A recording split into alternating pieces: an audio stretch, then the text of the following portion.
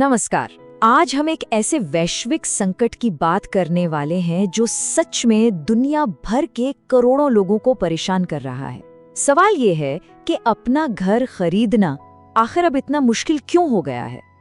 अपना घर होने का सपना मर रहा है, किसी एक देश में नहीं बल्कि सभी देशों में।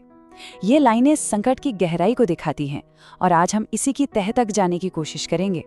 तो चलिए सबसे पहले ये समझते हैं कि हालात इतने बदल कैसे गए। जो कल तक एक आम बात थी, आज वो एक सपना क्यों बन गई है।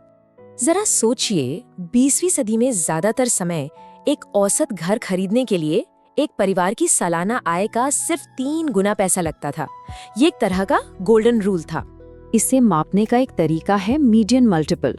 आसान भाषा में कहें तो घर की कीमत को सालाना आय से डिवाइड किया जाता है। जैसा हमने देखा, पहले ये नंबर 3 के आसपास रहता था, जिसे एक हेल्दी मार्केट माना जाता था। और ये है आज की हकीकत। दुनिया के 95 बड़े शहरों का सर्वे किया गया और उनमें से एक भी, जी हाँ, एक भी शहर किफायती नहीं है। सोचिए, हालात इतने ज्यादा बिगड़ गए हैं कि एक नई कैटेगरी बनानी पड़ गई, असंभव रूप से महंगा। हांगकांग इसका सबसे बड़ा उदाहरण है। तो सवाल उठता है कि ऐसा हुआ क्यों? इसका एक बहुत बड़ा कारण ये है कि घरों को देखने का हमारा नजरिया ही बदल गया है। क्या घर अब भी एक जरूरत है या सिर्फ एक संपत्ति बनकर रह गया है? देखिए, कुछ दशक पहले तक घर का मतलब होता था सिर पर एक छत, लेकिन आज ये एक ग्लोबल फाइनेंशियल एसेट बन गया है। मतलब अमीरों और बड़ी बड़ी कंपनियों के लिए अपना पैसा लगाने का एक सेफ जरिया। ठीक है, तो ये सब हुआ कैसे? ये किसी एक वजह से नहीं हुआ, बल्कि ये एक चेन रिएक्शन था। चलिए इसके हर एक कदम को ठीक से समझते हैं। तो देखिए, इस संकट के पीछे 4 बड़े कारण हैं। पहला है सप्लाई की कमी, मतलब शहरों में नए घर बनाने के नियम इतने सख्त हो गए कि जमीन की ही कमी हो गई। दूसरा, बाजार में अचानक से बहुत पैसा आ गया। दुनिया भर के निवेशकों ने रियल एस्टेट को सबसे सेफ मानकर इसमें अंधाधुंध पैसा लगाना शुरू कर दिया। तीसरा, सैलरी उतनी नहीं बढ़ी, लोगों की तनख्वाह उस रफ्तार से नहीं बढ़ी जिस रफ्तार से घरों की कीमतें आसमान छूने लगी। और चौथा, कर्ज का जाल। घर खरीदने के लिए लोग बड़े बड़े लोन लेने लगे, जिससे कीमतें और बढ़ी और फिर बैंकों ने और बड़े लोन देना शुरू कर दिया।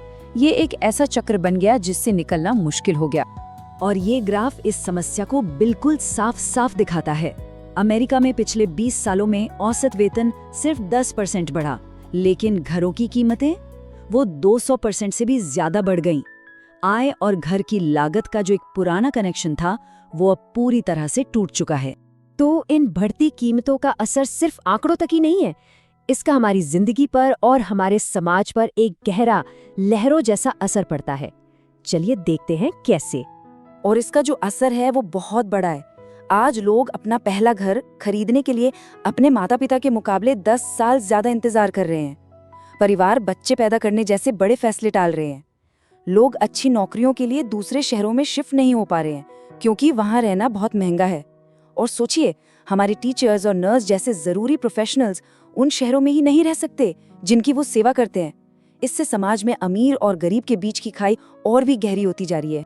इस संकट का पैमाना समझना बहुत जरूरी है। आज दुनिया भर की रियल एस्टेट की कुल कीमत पूरी दुनिया की सालाना जीडीपी से 3.5 गुना ज्यादा है। इसका मतलब ये हुआ कि घरों में इतना पैसा लगा हुआ है जितना पूरी दुनिया एक साल में कमाती भी नहीं है। तो क्या इस समस्या का कोई हल है? चलिए एक नजर डालते हैं कि दुनिया भर में इस संकट से निपटने के लिए क्या-क्या तरीके अपनाए जा रहे हैं। देखिए, कोई एक जादुई समाधान तो है नहीं। कुछ देश जैसे न्यूजीलैंड ज्यादा से ज्यादा घर बनाने पर जोर दे रहे हैं। सिंगापुर में सरकार खुद बड़े पैमाने पर घर बनाकर कम दाम पर बेचती है। ताइवान जैसे देश सट्टेबाजी रोकने के लिए भारी टैक्स लगाते हैं। और नीदरलैंड्स जैसे कुछ देश बड़ी कंपनियों और फंड्स को घर खरीदने से ही रोक रहे हैं। हर कोई अलग अलग रणनीति आजमा रहा है। असल में ये संकट कुछ गिनी चुनी संपत्तियों में बहते पैसे की एक सुनामी जैसा है, जिसमें आम आदमी और मध्यम वर्ग डूब रहा है, और इसे सिर्फ कुछ नए घर बनाकर नहीं रोका जा सकता।